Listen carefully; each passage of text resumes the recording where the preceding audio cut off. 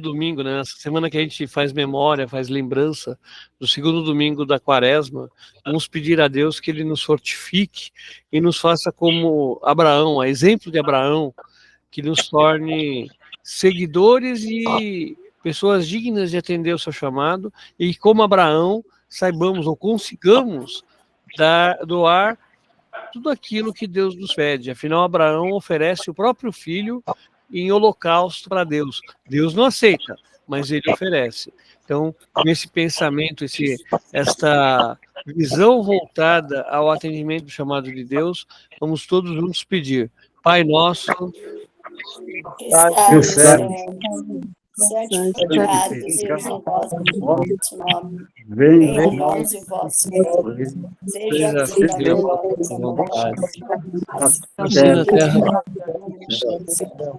o pão nosso de cada dia, perdoai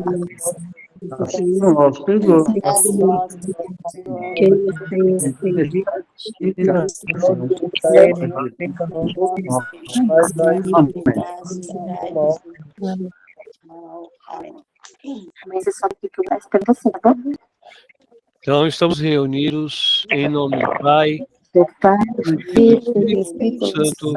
Santo. Amém. Amém. Só um minutinho, gente.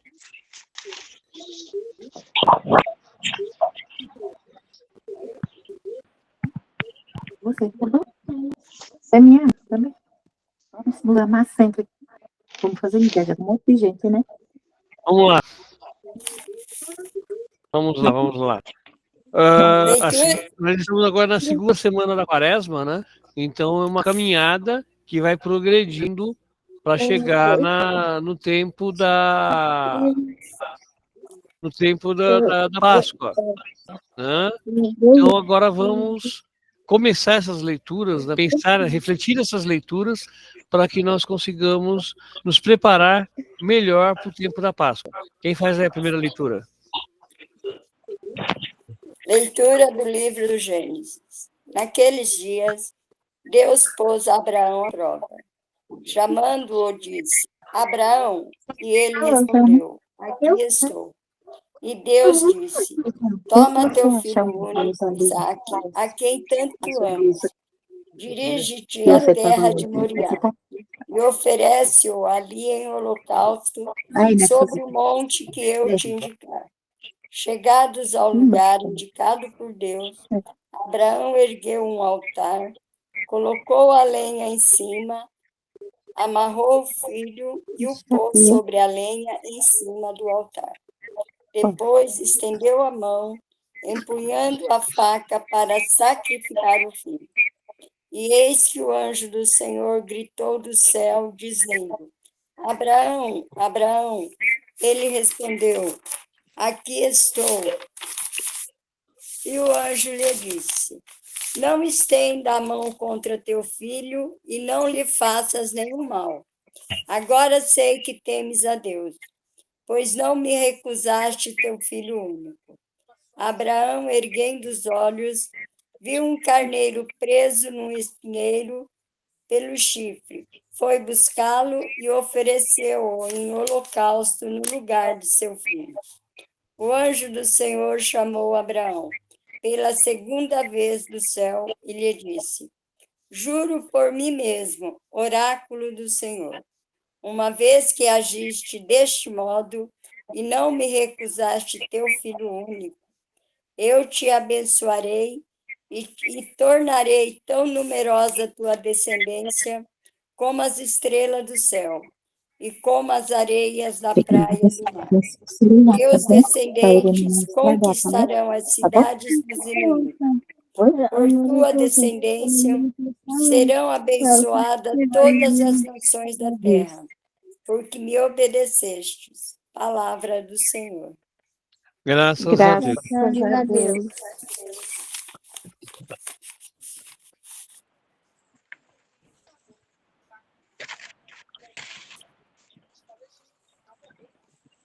Quem faz essa segunda leitura, gente?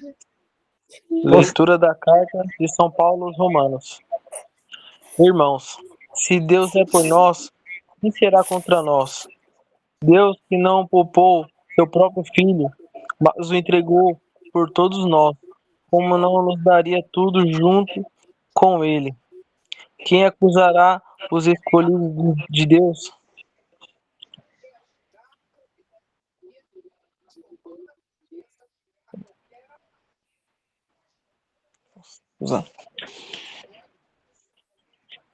Deus que os declara justos. Quem condenará? Jesus Cristo que morreu, mas ainda que ressuscitou e está à direita de Deus, intercedendo por nós. Palavra do Senhor. Graças a Deus.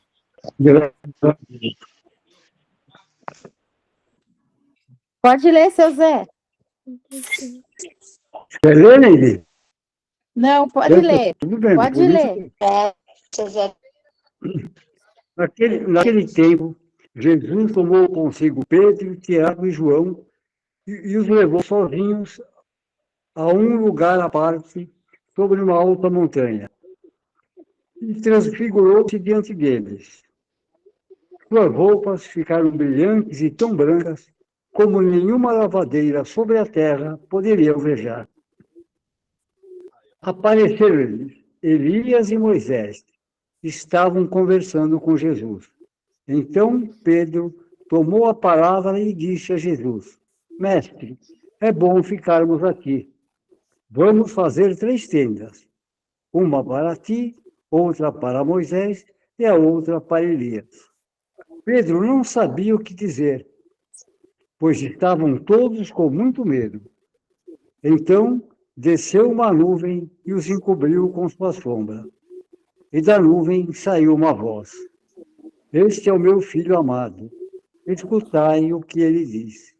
E de repente, olhando em volta, não viram mais ninguém, a não ser somente Jesus com ele. Ao descerem da montanha, Jesus ordenou que não contasse a ninguém o que tinham visto, até que o Filho do Homem tivesse ressuscitado dos mortos. Eles observaram esta ordem, mas comentavam entre si o que queria dizer ressuscitar dos mortos. Palavra da salvação. Glória a vós, Senhor. Muito bem, crianças. O que vocês acham de chave na primeira leitura, antes de começar a comentar a primeira leitura?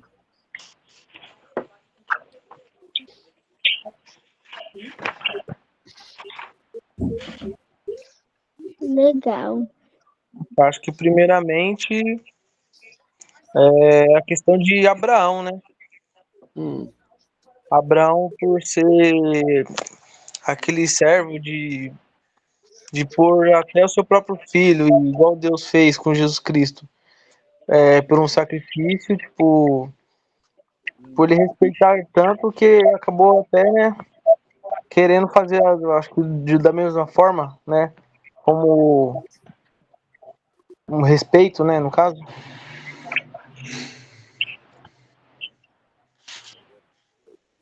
O que mais, gente, vocês têm de chave da leitura? Não tem nada. É Abraão. Ele respondeu: aqui estou, né? Ele se coloca, né? Aqui estou.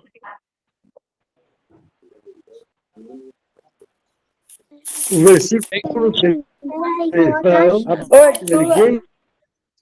Os olhos viram um carneiro preso no espinheiro chifres. Por que ele não usou a palavra cordeiro? O cordeiro é mais jovem. O cordeiro é mais novinho. O carneiro ele já é o adulto. É como a vitela e o bezerro, né? A vitela e o touro, o boi. Né? Então seria um animal já mais maduro, um animal já mais pronto para o sacrifício. Ok.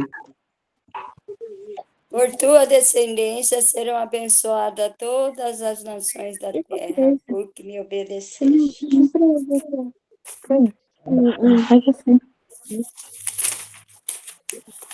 Cleide? Oi? Não, Cleide. que te chama a atenção aí, Cleide? Cleide. A gente chama a atenção do Carlão, mas o que te chama a atenção aí? Carlos.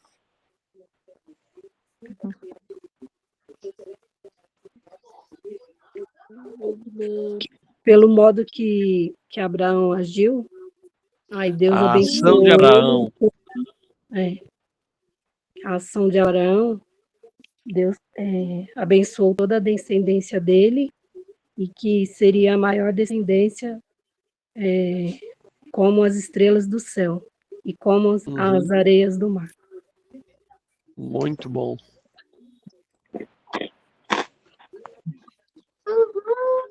Para mim, eu tô assim, mais ou menos que nem a Neide, né?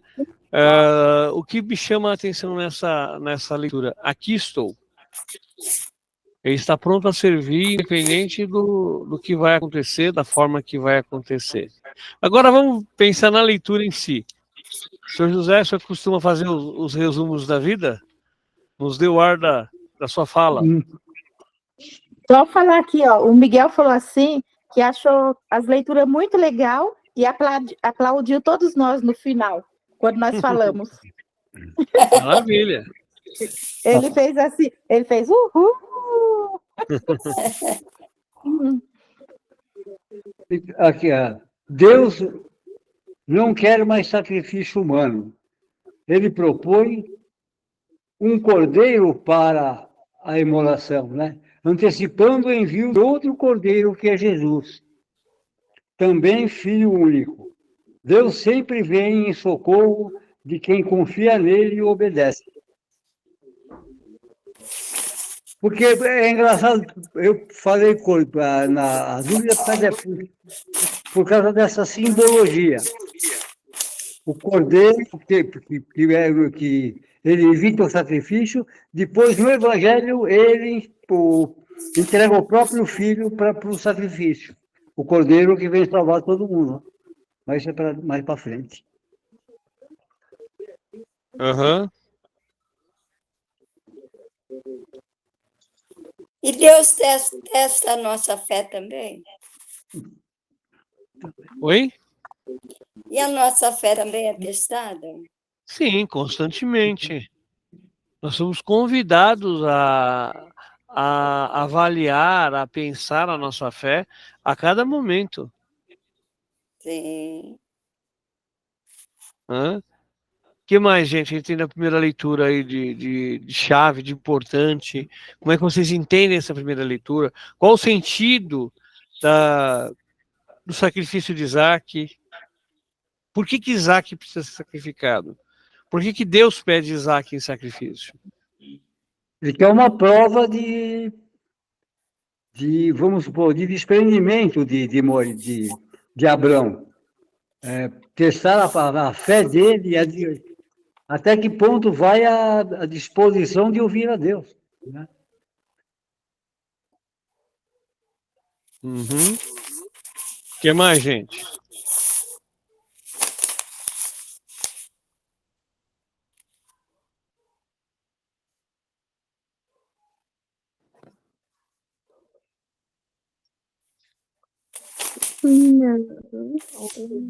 Temer a Deus não é ter medo, é respeito e obediência, né? Zacarias. Aham.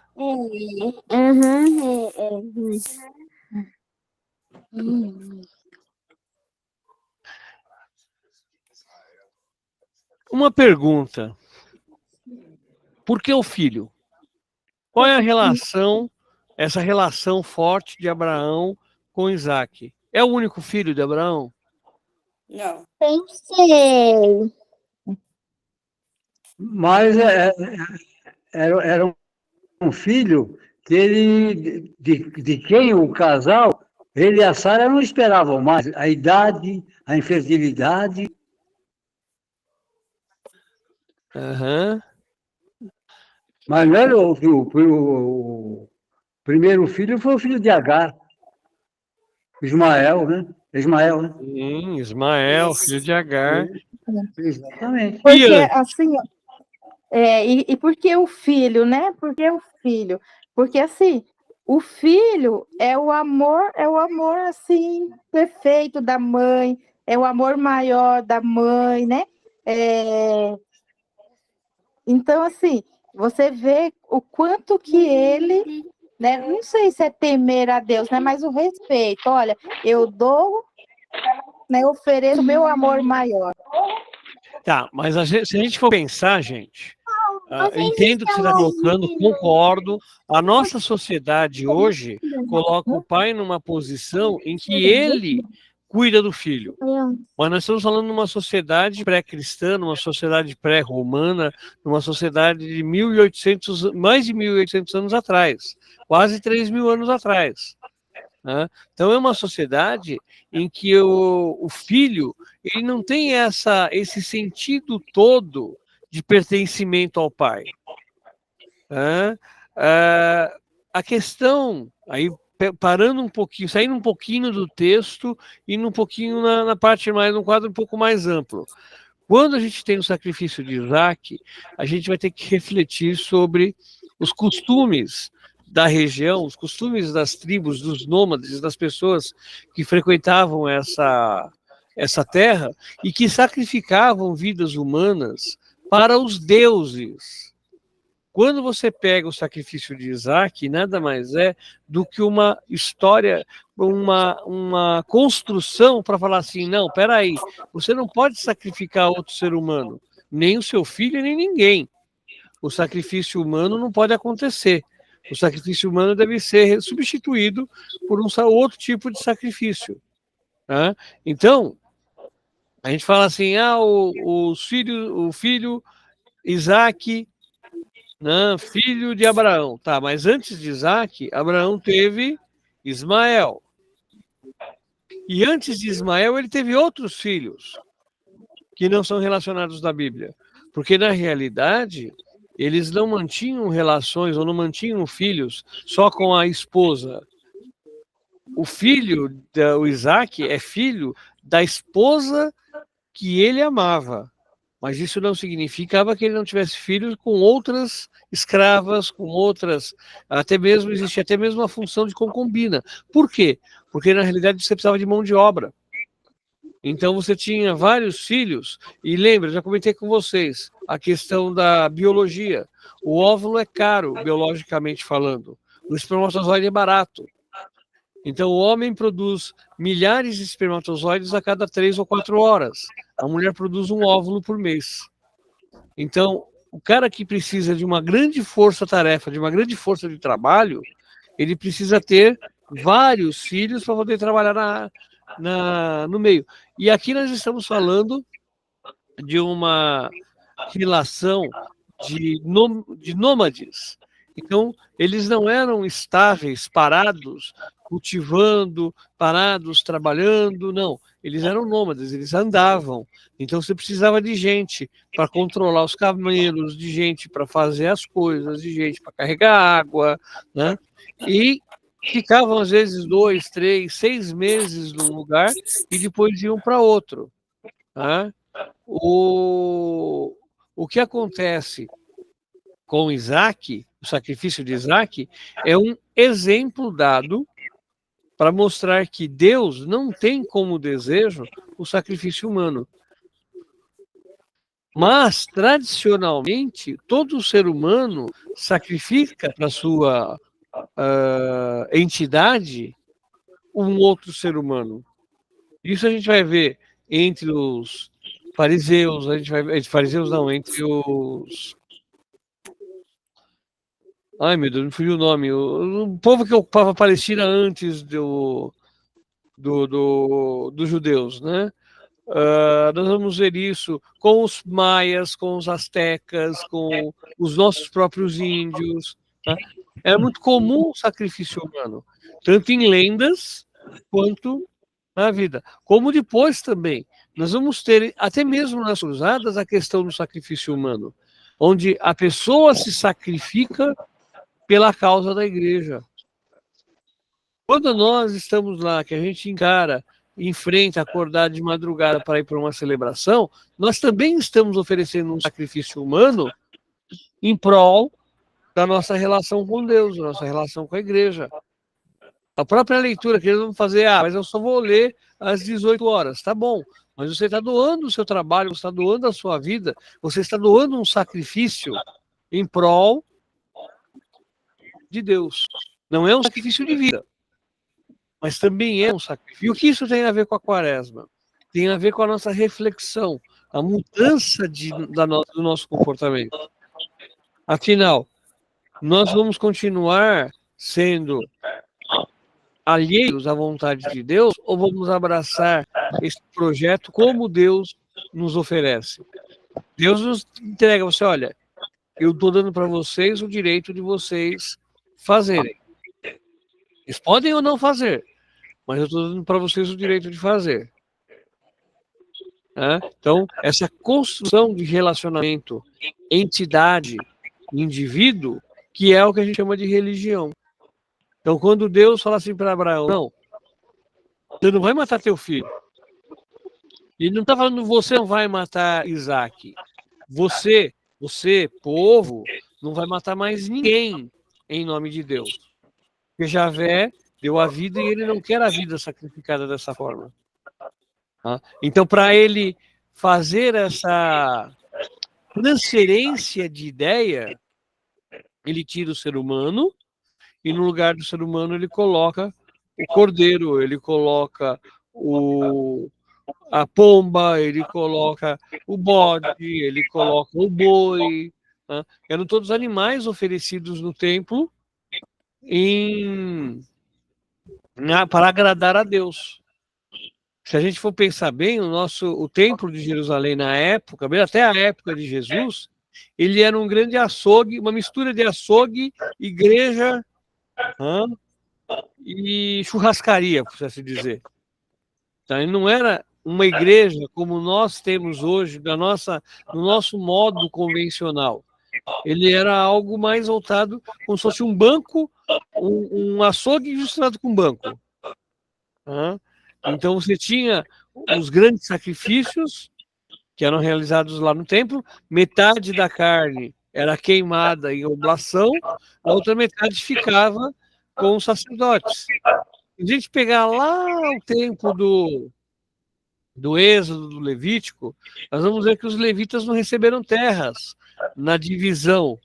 Por quê? Porque na realidade eles tinham que cuidar do templo. Então o templo tinha que manter eles. Então metade de tudo que era doado para o sacrifício no templo era revertido para os levitas, para aqueles que cuidavam do templo. Só que imagina, uma população inteira doando meio cabrito toda semana. O que você vai fazer com tanta carne? Ela iria estragar, então você tem que transformar essa carne naquilo que você não tinha. Eles vendiam o restante da carne para angariar também recursos. Só que esse sacrifício, o sacrifício de Isaac, ele vai refletir para nós no quê? Ele vai refletir para nós no sacrifício da nossa vida. O que nós oferecemos a Deus? Abraão ofereceu o próprio filho, ofereceu a própria existência. E nós? Nós estamos dispostos a oferecer a Deus aquilo que nós temos de melhor? Teoricamente, o nosso filho é o nosso bem maior, como vocês comentaram.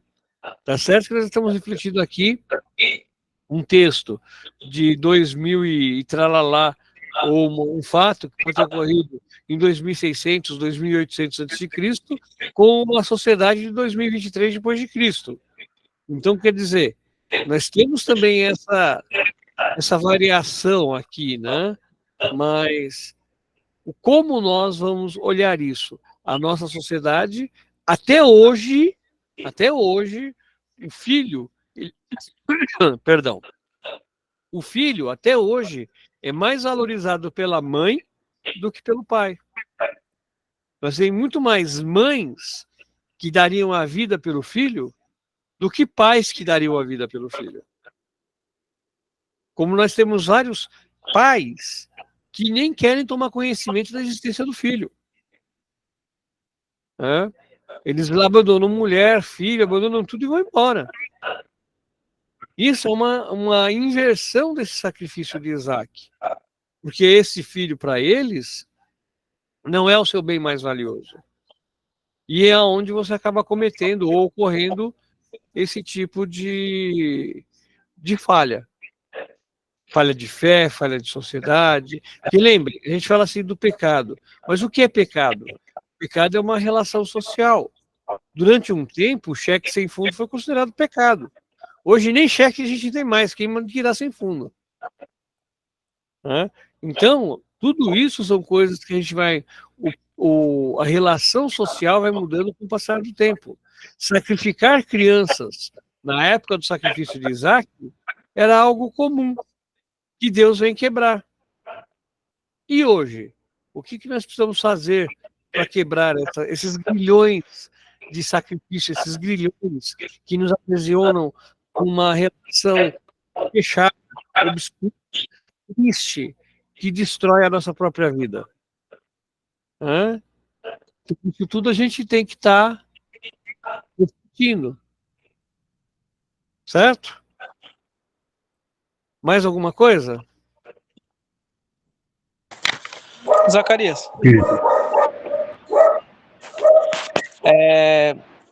só para comentar um negócio que você tinha falado, você tinha falado de deuses quando fazia sacrifício, eu não sei se foi impressão minha. Não, O pessoal deuses. O pessoal eles acreditavam em outros deuses mesmo naquele tempo? Não foi... Sim. O teocentrismo ou a fé monoteísta, ela é antiga, mas ela vem sempre acompanhada de fés politeístas. Então, enquanto você tinha Abraão, tá? Você tinha também o faraó. E o faraó tinha um panteão de deuses. Você tinha Jesus, mas você também tinha os gregos, com o seu panteão de deuses. Nós tínhamos Paulo, mas você tinha os romanos, com o seu panteão de deuses.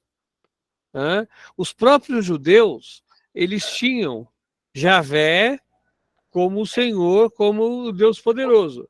Mas eles tinham, vamos colocar num termo bem simplificado, eles tinham pequenos deuses particulares. Agora me fugiu o termo, me fugiu o nome, mas eram, como, vamos dizer assim, algo parecido com os nossos santos, que eles tinham no lar, deuses particulares. Como os hindus e os japoneses em geral, os nipônicos em geral, têm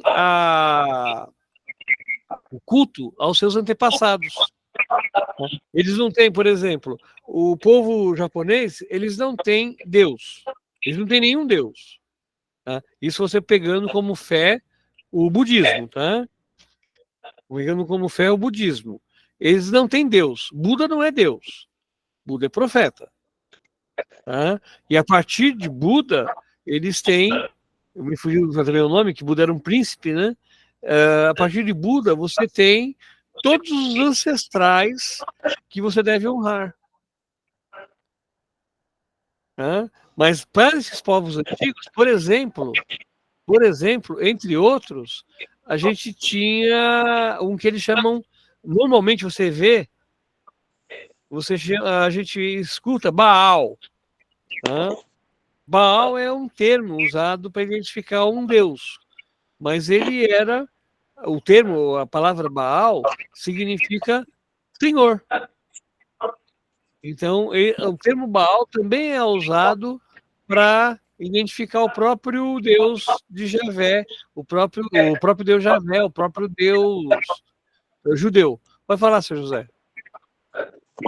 Sabe que aqui, lá no monte,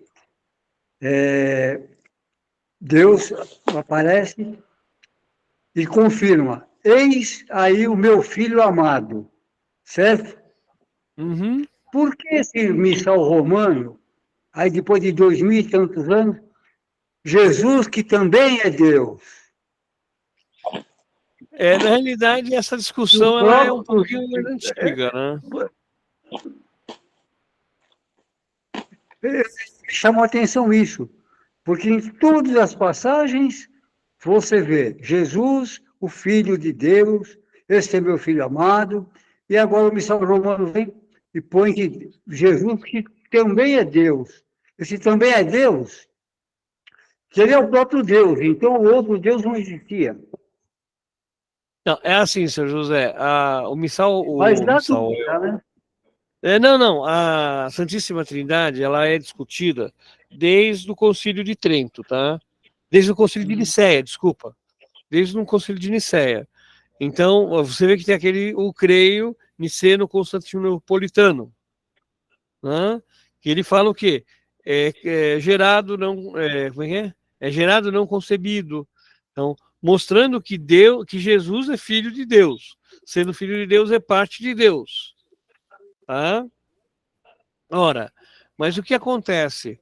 O que o Missal fez? O Missal fez foi recuperar a forma latina.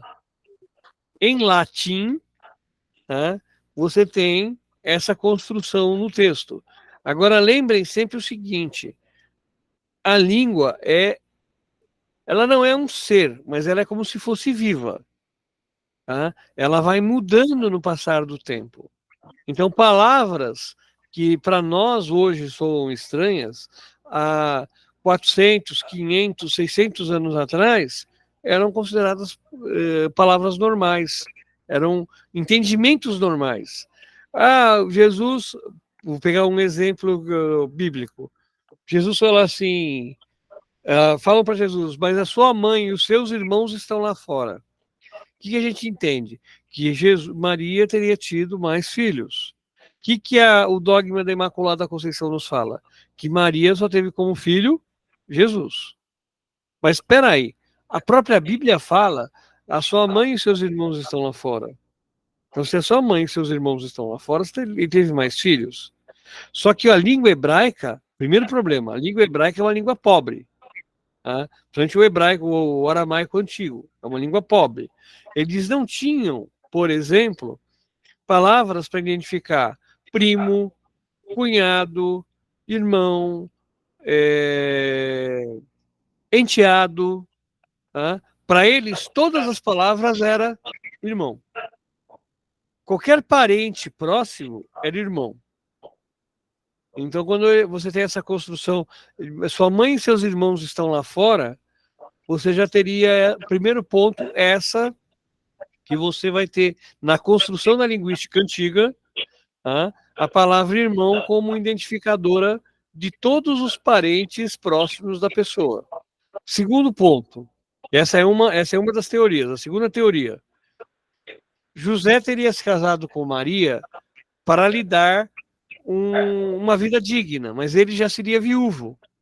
E ele teria outros filhos, então ele era ancião. Tanto que em alguns textos, principalmente apócrifos, fala que São José, o ancião. Né? Então, esse ancião é porque ele já tinha uma idade relativamente avançada, ele já era viúvo, ele tinha outros filhos, e ao casar-se com Maria, foi só para dar para ela a condição de vida. Né? Então, ele já seria também. Essa é uma outra construção que a gente também tem em relação ao irmãos. Então, esses irmãos seriam enteados de Maria, filhos de José. Eu não sei se eu fugi muito do assunto, ou se o senhor conseguiu acompanhar o raciocínio. Então, quando ele fala filho de Deus, ou filho do Pai, né, ele está usando uma fórmula antiga que indica que Jesus é da mesma substância de Deus. Sendo da mesma substância de Deus, é Deus como Deus. Né? Conseguiu? Eu sei, mas eu digo o seguinte, para quem dá uma catequese hoje com uma criança, vai complicar, vai ter dúvida. Se nós... Seu José, então, Santíssima porque Trindade para criança... A criança vai dizer, também eu sou só Deus, que eu sou feito à imagem de Deus. Então, mas trabalhar a Santíssima Trindade com criança, primeiro, eu não recomendo. Né? Eu não recomendo trabalhar a Santíssima Trindade com criança, porque o risco que você tem de se enfiar numa roubada é enorme. É isso que eu falei. Às vezes lasca, Entendeu? vira umas armadilhazinhas para quem tem que É. escutar. Se você pega, por exemplo, eu vou trabalhar com os catequizandos da Newsette, ou até com os meus catequizandos, e trabalho a Santíssima Trindade, eu estou trabalhando com pessoas que têm entre 15 e 30 anos. Né? Então já são pessoas que conseguem, eu já consigo mostrar diferenças entre linguística e realidade. Agora, trabalhar com crianças na catequese e falar de Santíssima Trindade, eu não trabalho nem Adão e Eva, perdão, Caim e Abel, entendeu? Imagina a Santíssima Trindade. E você vai se enfiar numa roubada sem tamanho. Tá? Por que eu falo isso? Ó, Caim e Abel. Eram os dois filhos de Adão e Eva. Certo? Caim e Abel. Provavelmente não, provavelmente eles teriam mais filhos. Então, mas eles falam apenas Caim e Abel são os filhos de Adão e Eva. Caim mata Abel. Certo? Então Abel caiu fora. Caim é expulso do paraíso e Deus fala para ele: você vai constituir um povo. Peraí, se só existiam os quatro, Caim, Abel, Adão e Eva, como é que ele vai constituir um povo? Tá percebendo Tá? É a mesma coisa a Arca de Noé. 8 pessoas estavam na arca. Como é que nós temos 16 tipos diferentes de sangue? Entendeu? Então, quer dizer, são todas coisas que você... São poucasinhas, né, para quem tem que... tem que ter um certo cuidado na hora de trabalhar esses textos. A mesma coisa se aplica ao que a gente estava discutindo antes, sobre fazer as orações dos fiéis, ou aproveitar as orações dos fiéis da liturgia diária. A liturgia diária não reflete a realidade do Parque Santa Maria Madalena. Então, tem que tomar um certo cuidado para ver isso. Dá trabalho? Dá trabalho, sei que dá trabalho, mas a gente trabalhar também vai dar a gratificação de saber, não, eu fiz uma oração que realmente reflete a realidade da nossa comunidade. E a gente tende a ter cada vez menos folheto, porque os folhetos estão caros demais. Né? Então, a tendência do folheto realmente é voltar para a extinção. O padre ter somente os folhetos para as equipes de liturgia, mais nada. Mas, por enquanto, eles estão fazendo lá, acho que 350 cidades. Antes eram 700. Mas, Zacarias, o povo está reclamando com a falta de folheto. Eu falei, engraçado, quando tinha folheto, aí sobrava um monte. Que não eram nem usados. Agora eles levam para casa, não sobra para outras missões. Não, e você vê, oi. Mas eu ainda, assim, eu ainda bato na mesma tecla. A nossa paróquia, ela tinha de ser avançada.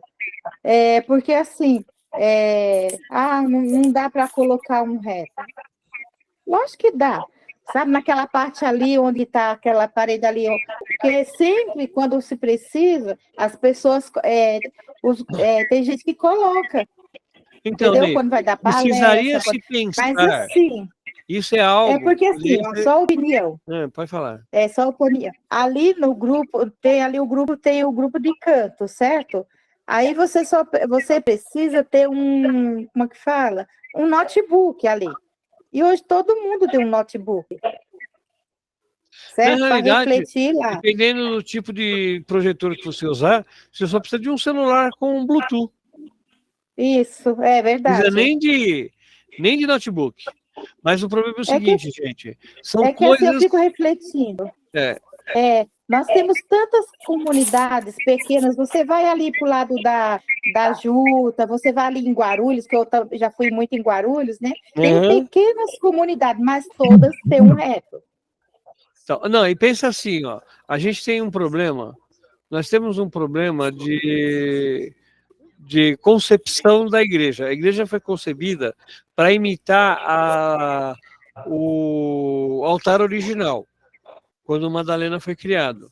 Aquela parte arredondada do altar. Tá? Certo. Essa concepção ela atrapalha muito para você colocar um projetor.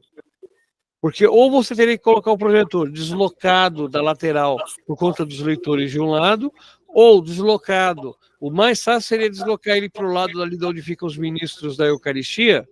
Sabe ali onde fica a bacia batismal? Deslocar ali e fazer a projeção para aquele lado.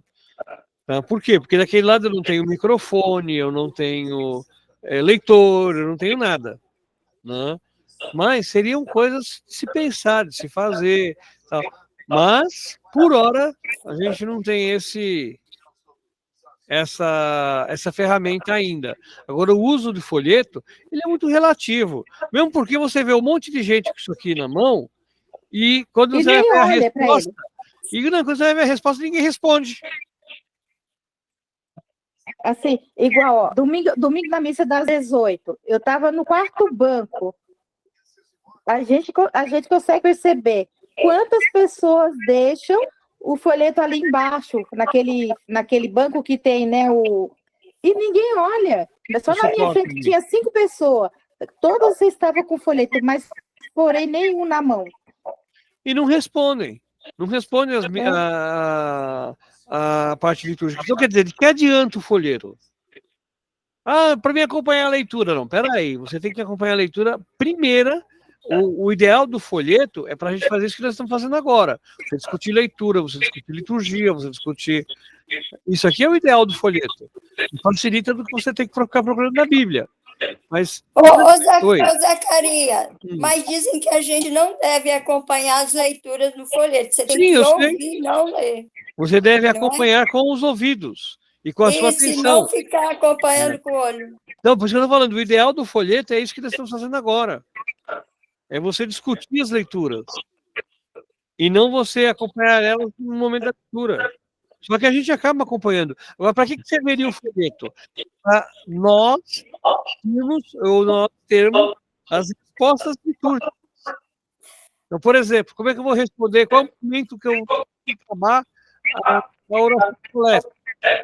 Eu já vou saber. Nossa, mas hoje tá ruim isso, viu? Porque ele pipoca, ele fala e eu quase não ouço nada. Então, sim. A internet da gente que está cada vez melhor. Tá bom, então. Então, a ideia do folheto, ela é um roteiro. Tanto que a gente acaba, muitas vezes, se engessando no roteiro. Não consegue sair fora do quadradinho. Pra vocês terem uma ideia... Pode falar, Nilzete. Não, na formação que o Bina deu sobre o missal, disse que o evangelho, hoje em dia, não é para acompanhar, não, é para ouvir. As leituras pode acompanhar no folheto, mas o evangelho... Na realidade, Nilzete, todas as leituras, inclusive os salmos... Então, todas as leituras, inclusive o salmo, deveriam ser ouvidos. E não precisariam ser acompanhados. A não ser, lógico, você faz parte de uma equipe que faz uma correção, faz parte de uma equipe que faz alguma coisa, aí você acompanha. A única leitura que deveria ser acompanhada, tá, seria a oração dos fiéis. É a única leitura que deveria ser acompanhada. O resto, você participa e você vai vendo para você ter as respostas. E aqui, no folheto, o padre toma como base também para se localizar no missal romano.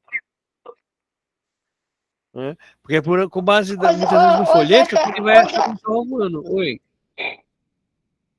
Ô, Zacarias, mas lá na Santa Isabel Rainha, aquele lá é o quê? Não é projetor que tinha lá para dar resposta? Como que era? Passava a missa toda, as leituras todas. Não sei, não lembro, Nilzete. Pode ser retroprojetor, pode ser... Pode ser... Ai, não, caramba. porque ela ficava assim, do lado do altar. É como se eles descessem um telão e passassem ali o roteiro todo do... É projetor de costas. É projetor de costas. Tá. É projetado por trás. Ah, tá. Se não me falha a memória, é um projetor de costas. Ele projeta por trás. No lugar de você ter um telão opaco, você tem um telão que aumenta a luminosidade pelo outro lado. Ah, não sei. Não entendo essas Entendeu? coisas. Não, mas de qualquer forma, gente, a ferramenta que se usa pode ser qualquer uma, mas não deixa de ser uma ferramenta, né? Agora, o que a arquidiocese quer? Infelizmente, a arquidiocese quer vender folheto. Né? Tem hora que a arquidiocese fica pior do que gráfica, querendo vender o produto dela, independente da vontade da gente querer comprar. Mas é uma outra história, é um outro problema, não vamos entrar nessa seara. Vamos voltar para nossas leituras. Então, a primeira leitura, como a gente estava comentando, ela tem a ver com essa questão da presença de Deus, né? E do ofertório, de nós nos oferecermos. É a mesma coisa que pensando liturgicamente. Qual é o momento do ofertório? Quando é que a gente se oferece na liturgia?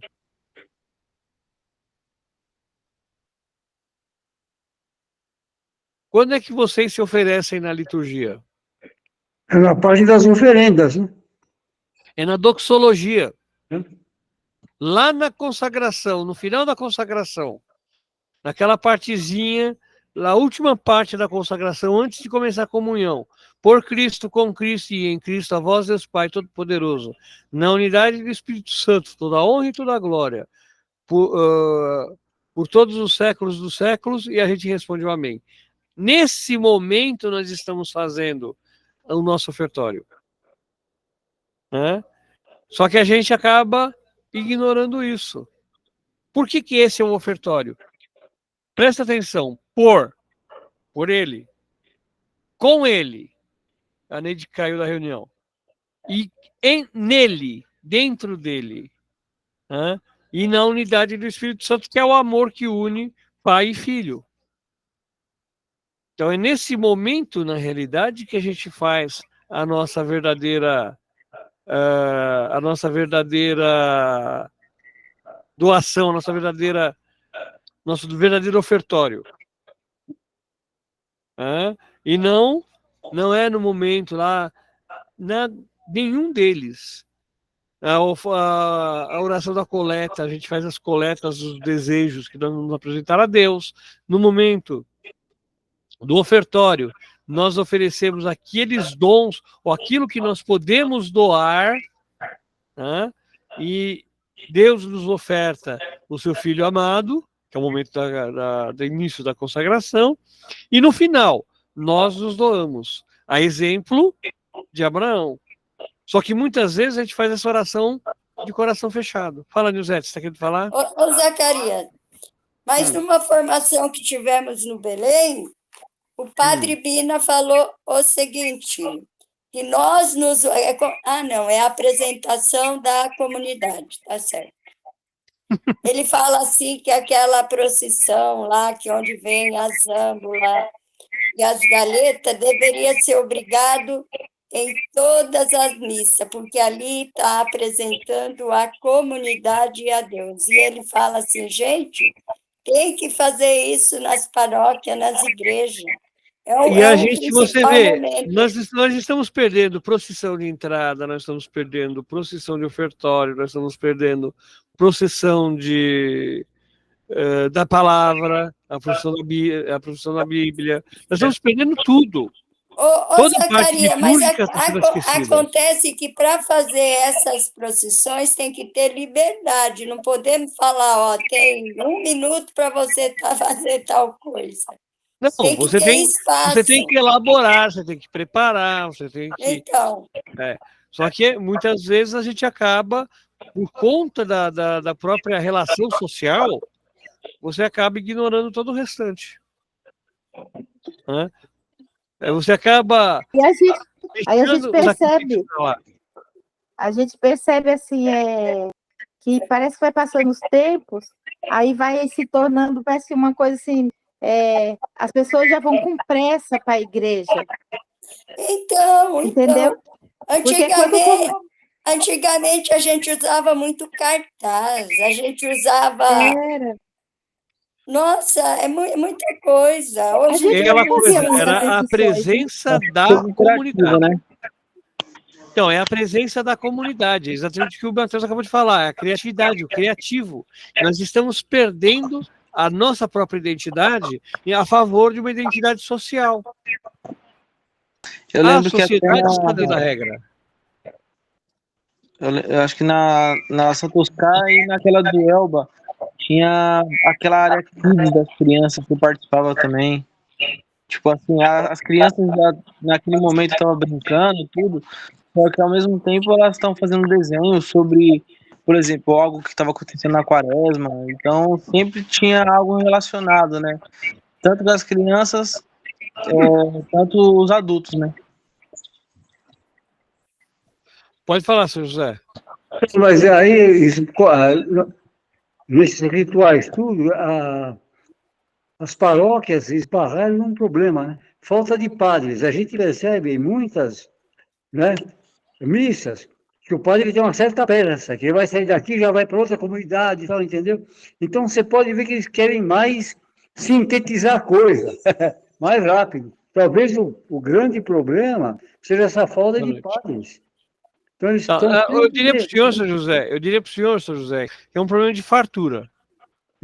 Farta padre, farta membro, farta equipe, farta organização, farta, sabe? Farta de tudo. Então, esse é um dos grandes problemas das comunidades. A falta do padre, lógico, ela é muito forte.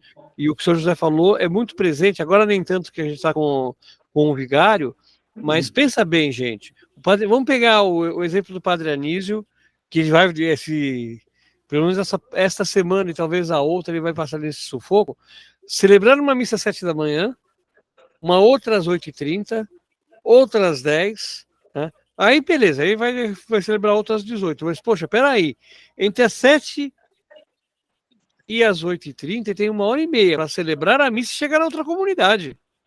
Depois, ele sai da outra comunidade e tem 1h30 para celebrar a missa e chegar de volta no Madalena.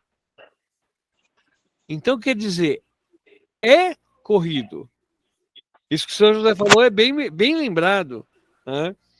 Que você acaba tendo esse atropelo, tá? É que nem o pessoal fala assim, por que o padre não faz a confissão toda semana?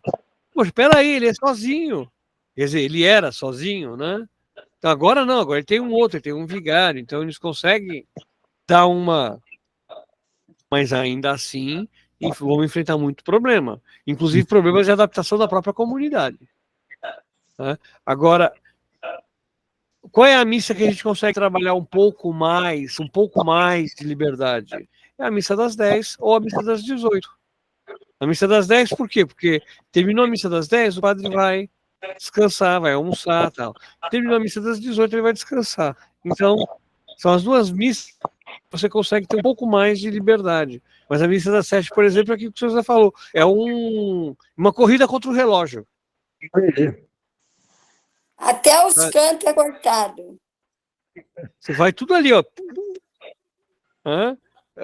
Então são coisas que a gente tem, também são os nossos sacrifícios de Isaac também nessas situações, né? Segunda leitura, meu povo, que vai dar 20 para as 10, nós estamos aqui na primeira leitura. Tá. Também que a segunda leitura é curtinha. Certo. É uma leitura... Pode falar, Nite. É uma leitura cheia de, não é interrogações, né? Mas de perguntas mesmo, né? Para a gente, né? Paulo nos mostra o grande amor de Deus por nós. Com fé nele não há obstáculos intransponíveis, né? Nenhuma amargura ou dificuldade nos impede de seguir nossa caminhada com seu Filho Jesus. Antes da gente continuar aqui, uma coisa que eu anotei no folheto e acabei esquecendo. Qual é a relação de Abraão com um povo numeroso que ninguém consegue contar? É muito simples. Com tudo, né? Com a igreja toda. É muito simples. Judeus, o Islã e o cristianismo. Abraão é pai das 3 grandes religiões monoteístas, tá? Por quê? Dos judeus, você vai ter Isaac, né? Que vai dar origem a Israel. Dos muçulmanos, você tem Ismael, que é filho de Agar com Abraão. E dos cristãos, Jesus Cristo, que vem da fé judaica. Então, só para a gente completar esse raciocínio, a gente nunca esquecer, nunca perder isso de mente, nunca perder isso de foco. Que Abraão é pai das 3 grandes religiões monoteístas. Voltando para a segunda leitura. Então, primeiro, os questionamentos, o Senhor José já colocou a importância, né, de que como nós somos importantes para Deus, porque Ele nos dá todo essa construção, né, esse arcabouço de proteção para que nós possamos, investidos na fé de Deus, investidos na nossa fé por Deus, viver essa religiosidade, viver essa vida.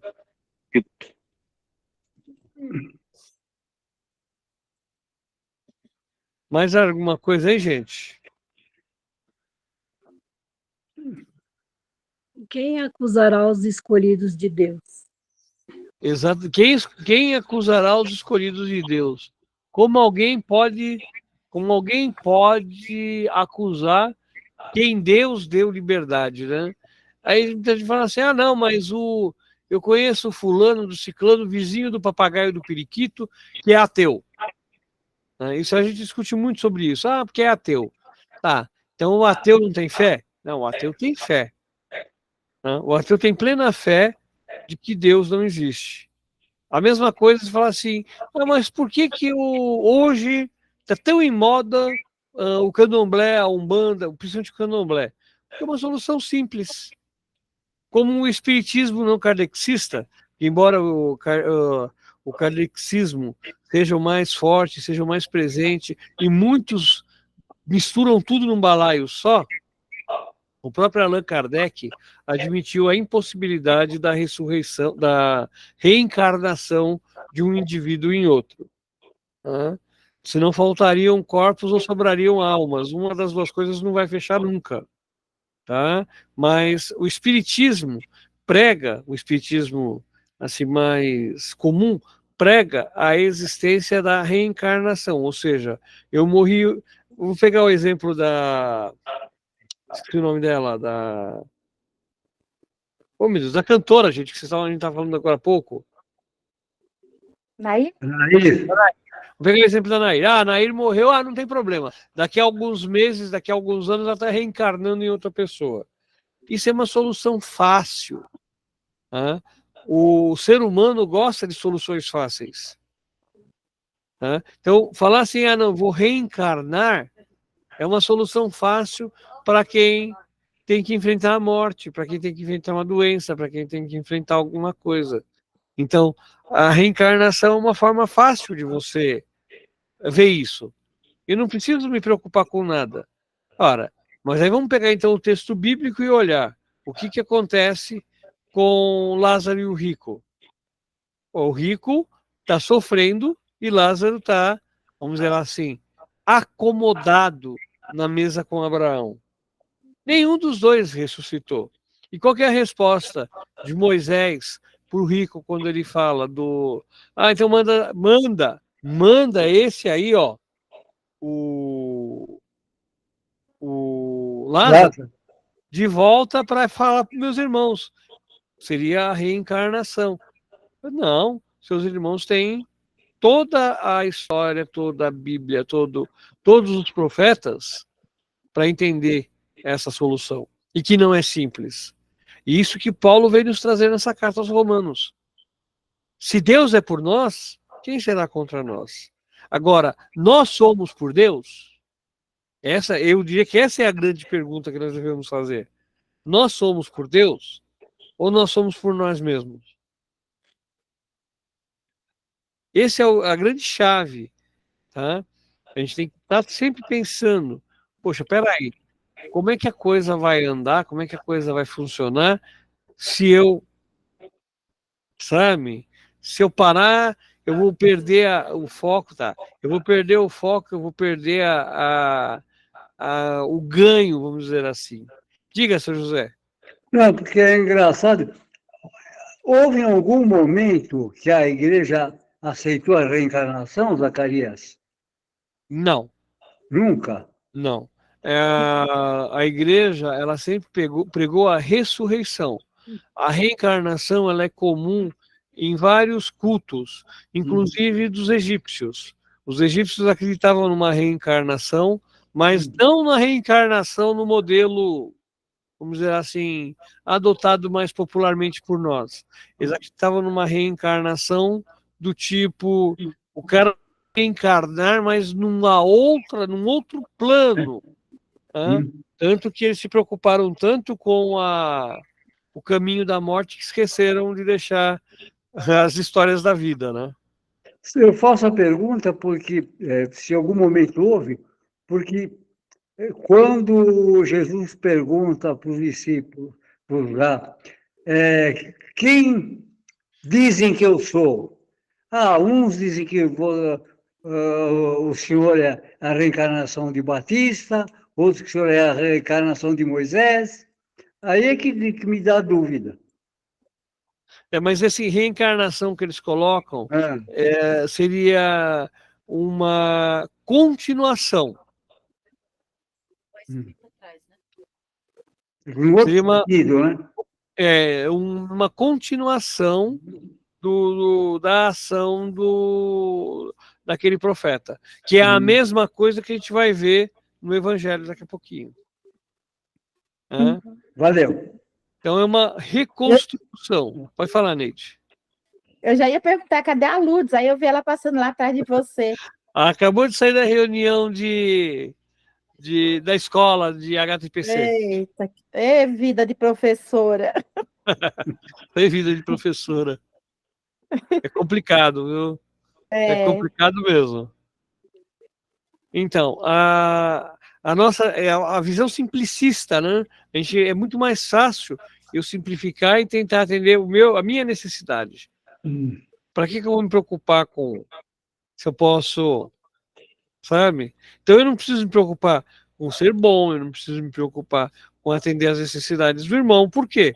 Porque na realidade eu vou morrer daqui a um mês, eu vou voltar para resgatar numa outra vida e vamos embora. Só que a coisa não é bem assim, né? Então a coisa fica um pouco mais complicada. Bom, vamos lá, continuando. Alguma coisa mais sobre a segunda leitura? Mas alguma pergunta dessa leitura tão perguntosa?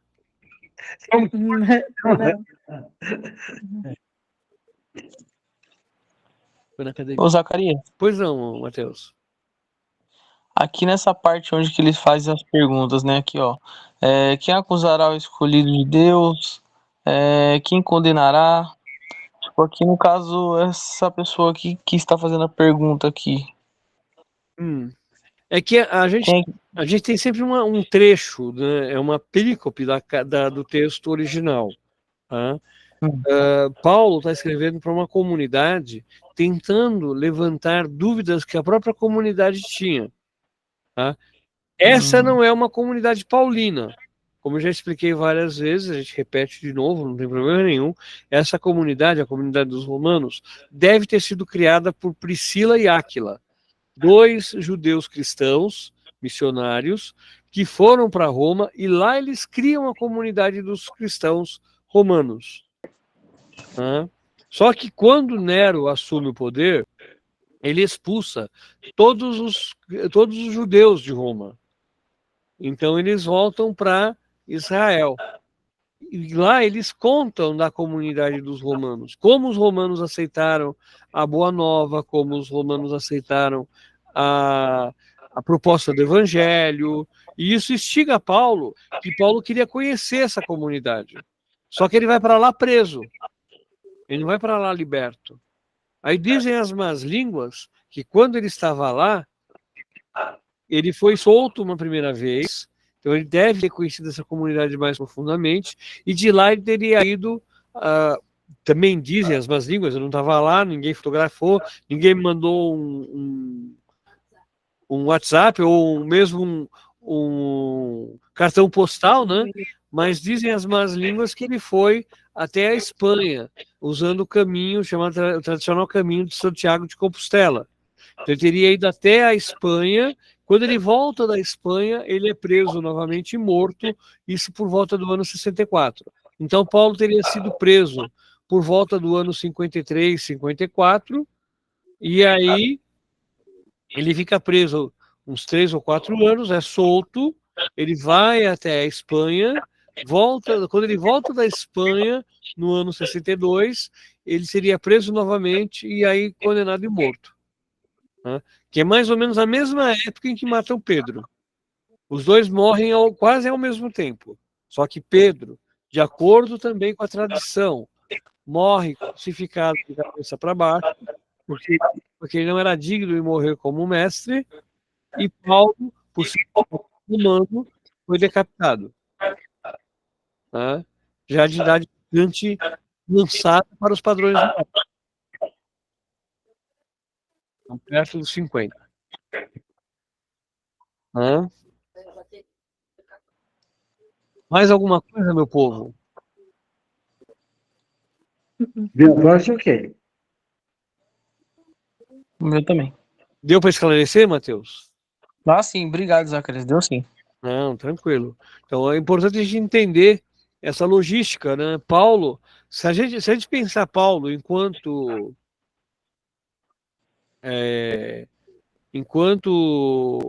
ministro da divulgação da Boa Nova, né, ministro da palavra, Paulo, para a atividade que ele exercia, escreveu pouco. 17 cartas é poucos textos. 17, 18, porque teve 3 cartas aos Coríntios. Uma delas desapareceu. Mas é pouco se você considerar. É pouco se você considerar a magnitude, né, a força, a vontade que Paulo tinha. Então, essa viagem para Santiago de Compostela, justificaria ele não ter escrito para as comunidades, porque naquela época não dava para ele estar andando e recebendo informação, né? Não tinha nenhum modo de você receber informação à distância. A queda de Constantinopla levou quase 2 anos para chegar em Roma. Então a coisa é lenta na parte de comunicação. É quase que nem a comunicação do Madalena, né? A gente nunca sabe o que vai acontecer até a véspera de acontecer. Né? Mas é assim, a pouca velocidade de comunicação justificaria esses poucos textos de Paulo. Se ele tivesse realmente viajado para a Espanha, onde já também deveria existir uma comunidade cristã, tanto que São Leon tem um bispo que ele é da Espanha e França, que ele se tornou santo, que é da patrística, né, dos primeiros pais da igreja, e ele fala que Paulo tinha ido até lá. Em alguns textos apócrifos, em alguns textos dele, ele cita como se Paulo estivesse na Espanha com ele. Tá? Então isso faz com que a gente fique pensando nisso também. Bom, toquemos o enterro para a ressurreição. Vamos ter lá, então, agora o Evangelho. O que tem de importante nesse Evangelho? O que vocês têm aí de chaves? A gente abrir esse... O que me chamou a atenção, e sempre me chama a atenção nesse texto, né? É quando Pedro fala, mestre, é bom ficarmos aqui, vamos fazer 3 tendas, uma para ti, outra para Moisés e outra para Elias, né? Aí aqui me parece assim, um certo comodismo, né? Mas aqui mostra, eu assim, não sei se era noite, se era dia, mas mostra que ele estava com medo, né? Então ele estava querendo se proteger. Proteger ele, Jesus, né? É o que me chama a atenção. Seu José?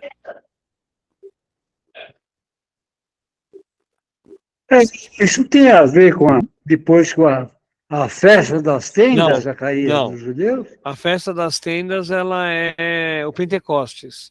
É a festa da colheita. Não Não. tem nada a ver. Então, posso falar do resumindo? Pode, deve. O Cordeiro de Deus chegou, o Cordeiro de Deus chegou para anunciar verdadeiramente. O Cordeiro de Deus chegou a anunciar Jesus como verdadeiramente seu filho. Certo? Sua ressurreição é anunciada pela transfiguração. Concorda? E um corpo glorificado. Elias e Moisés representam os profetas e a lei. Só fica Jesus e a nova lei baseada na justiça e no amor. Certo. Então, o Cordeiro de Deus chegou, Deus o anuncia verdadeiramente como filho, sua ressurreição é anunciada pela transfiguração de seu corpo glorificado. Elias e Moisés representam os profetas e a lei. Só fica Jesus, a nova lei baseada na justiça e no amor. Só para esclarecer, quem representa a lei e quem representa os profetas?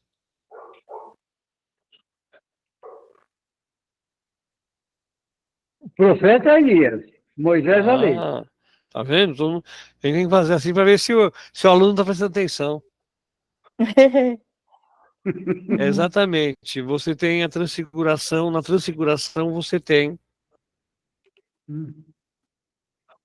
a personificação da lei. Para o judeu, mais importante que qualquer outra coisa era a lei. Né? Tanto a lei para o judeu da época de Jesus, para os judeus antigos, a lei era considerada tão importante, mas tão importante, que ela era capaz, inclusive, de suprimir a questão dos profetas. Sabe aquela questão, quem foi criado para quem? O sábado foi criado para o homem ou o homem foi criado para o sábado? Então, a questão da lei judaica, o sábado, ele tem um sentido. Você trabalha de segunda, ou melhor, de domingo a sexta. Tá? E você descansa no sábado. Porque você precisa de um tempo para você se recuperar e poder dar continuidade ao seu trabalho. Tá? Então, quando você tem a lei que constitui o sábado, o sabá deve atender o homem, e não o homem ao sabá. Tanto que Jesus questiona, se um animal seu cai num poço, numa sexta-feira, né, no sábado, você não vai socorrer o animal, vai deixar ele morrer lá? Não, você vai socorrer o animal. Se você vai socorrer o animal, isso não é trabalho? Então, poxa, peraí, você tem uma construção onde a relação homem-lei, ela tem que ser cumprida de maneira justa. E essa justiça vai passar pela evidenciação, né, pela manifestação do verdadeiro sentido dessa lei. A lei, ela deve servir ao homem e não o homem servir à lei. Então seria como eu pegar assim e falar assim: nós servimos a igreja, não é a igreja que nos serve, mas eu sirvo a igreja voluntariamente. Eu não sou obrigado a servir a igreja.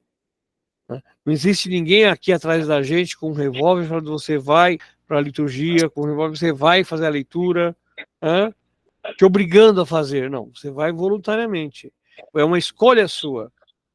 E essa escolha vai te trazer satisfações, vai te trazer coisas que muitas vezes a gente não teria de outra forma. Só que eu não posso deixar isso assumir o papel da fé. Nós devemos estar prontos a assumir a fé. Agora, em relação a Pedro, a que a Neide colocou é exatamente o ponto-chave. Nós nos acomodamos. A gente pode pôr Pedro, mas a gente pode colocar na situação também. É muito cômodo eu estar na comunidade, ser elogiado, passar por isso, por aquilo, e ficar tudo bem. É fácil, é cômodo, é tranquilo. Agora, será que se eu tivesse que fazer algo diferente, eu estaria disposto também? Então, o Pedro, quando ele fala assim, vamos fazer 3 tendas, uma para ti, uma para Moisés e outra para Elias, ele mostra o comodismo, o nosso comodismo na fé. Nós nos acomodamos na fé. Nós nos deixamos levar por esse comodismo, por essa relação de tá tudo bem, tá tudo gostoso, tá tranquilo, eu tô confortável, tá quentinho. Né? Quantas vezes a gente não fica com preguiça de levantar de manhã porque tá quentinha a cama? É a mesma coisa. Zacarias, mas às vezes as pessoas também cobram, mas elas mesmas não fazem, elas cobram para os outros fazerem. Então, aí amarrar pesados fardos nas acomoda, costas dos outros. é comodismo duplo. Ela não faz, mas exige que os outros façam. Aí nós vamos ter aquela outra passagem, né? Como é que vocês podem amarrar pesados fardos nas costas dos outros se vocês não carregam esses fardos? Eu não posso pedir algo para alguém que eu não tenha minimamente a capacidade de fazer. Né? Esse é um ponto também. E muitas vezes nós nos deixamos levar por esse pecado também. Nilzete, você vai dar catequese lá para aquela turma, não sei o quê, e eu vou ficar em casa. Ou então, que a gente fala muito dos catequizandos. O pai manda o filho para a igreja, para catequese, mas fica em casa assistindo futebol. Né? Assistindo a corrida, assistindo futebol. Olha aqui, vou falar para você. Não, não vou falar, não, que depois vai dar. Depois eu falo.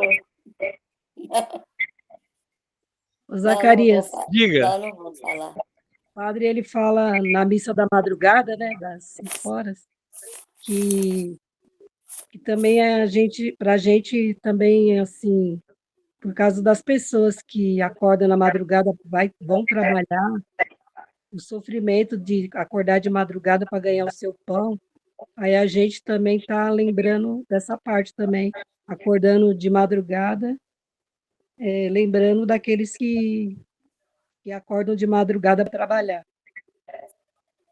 Sim. Filha, já acordei tanto, eu acordava, era 4 horas da manhã. Eu acordava às 4h30 para ir para a escola. Eu acordava, eu levantava 4 horas da manhã. Eu saí daqui, acordava 4h30, saía 5h10, pegava o ônibus 5h30 para chegar em Ipiranga às 10h07. Não, eu pegava o ônibus aqui 4:45, para entrar 6 horas lá no Butantã. É um sacrifício, né? É verdade. Mas são coisas que a gente passa e enfrenta. Agora. Mas nem todo mundo tem coragem. Sim, não, e também por um lado, chega a ser meio demagógico da parte do Padre Anísio falar assim, não, eu levanto às 5h30 da manhã, estou passando aqui às 5 horas da manhã, passando pelo pátio ali da igreja, vendo um monte de gente com a mochila nas costas e trabalhar. Meu, é óbvio, quem entra cedo, sai cedo de casa, não tem essa. Só que esse trabalhador que sai às 5 horas da manhã não vai participar da missa às 5h30. Às 5h30 já está no meio do caminho para ir trabalhar. Não é verdade? Uhum. Então, quer dizer, meio demagógico da parte dele, que eu já vi ele falar isso mais de uma vez, mas fiquei na minha, né? Mas é meio demagógico você falar assim, não, porque eu vi um monte de gente, tá bom, mas essas pessoas que levantam às 5 da manhã, elas não vão estar na missa às 5h30. Elas estão indo trabalhar, como ele mesmo falou. Eles estavam indo trabalhar. Se eles estão indo trabalhar, eles não vão estar na missa. Eu pensei assim, que ele, achei assim, né? Que a gente que estamos lá na missa, estamos como se representando aquelas pessoas que levantaram cedo para ir trabalhar. Na realidade, você está, minha visão, você está se fazendo um sacrifício pessoal, né? Você está doando um sacrifício pessoal seu na participação da celebração. Mas nem sempre é possível fazer isso. Esse ano aqui, eu até consigo participar da missa das 7 da manhã, na missa das 5 da manhã, eu consigo fazer, né? Porque na realidade, como o Danilo não está mais estudando de manhã, eu não saio mais 6h30 para levar ele para a escola e volto 7h30, né? Eu tenho essa liberdade, até o ano passado eu não tinha. Eu não conseguiria fazer isso. Porque eu teria que estar levando o Danilo na escola e não ia dar tempo ou participar da missa para levar ele para a escola ou vir da escola para participar da missa, né? Então são coisas que muitas vezes... Não, eu não posso ir porque eu saio de casa às 6h10. Então, porque muitas vezes, gente, a gente tem esses outros compromissos sociais que também são obrigações nossas, né? E essas obrigações precisam ser cumpridas, da mesma forma que as nossas obrigações religiosas. Bom, só para a gente fechando aqui, a presença de Moisés e de Elias representa o Moisés, a lei, Elias, os profetas. A questão de Pedro, vamos fazer 3 tendas, é comodismo, não é como se fosse, é comodismo, né? É uma forma de você se sentir acolhido, de você se sentir tranquilo, você está de boa, né? E você tem uma manifestação teofânica, uma teofania de Deus, quando a nuvem abaixa e eles se encontram somente na presença de Jesus Cristo. E um detalhe do Evangelho de Marcos, que também é muito importante para a gente prestar atenção. Observar, Jesus ordenou que eles não contassem a ninguém o que tinham visto. Isso é uma característica do Evangelho de Marcos. Cada um dos fiéis precisa descobrir quem é Jesus.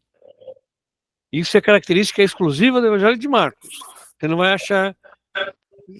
pode até achar, eu não lembro se tem o texto da Transfiguração, acho que tem em Lucas, mas você não vai achar essa frase nos outros evangelistas. Por quê? Porque quem é Jesus é uma exclusividade de Marcos. Então, Marcos é que vai colocar esse ponto, essa chave. Você precisa saber quem é Jesus. E esse Jesus está presente com você. Tá? Então, Marcos encerra essa perícope falando sobre isso. E coloca também na boca dos apóstolos o que vem a ser ressurreição. Tá? Eles não conseguiam entender o que vem a ser ressurreição. Mais alguma coisa, senhoras e senhores? De minha parte, eu fiz, Berca.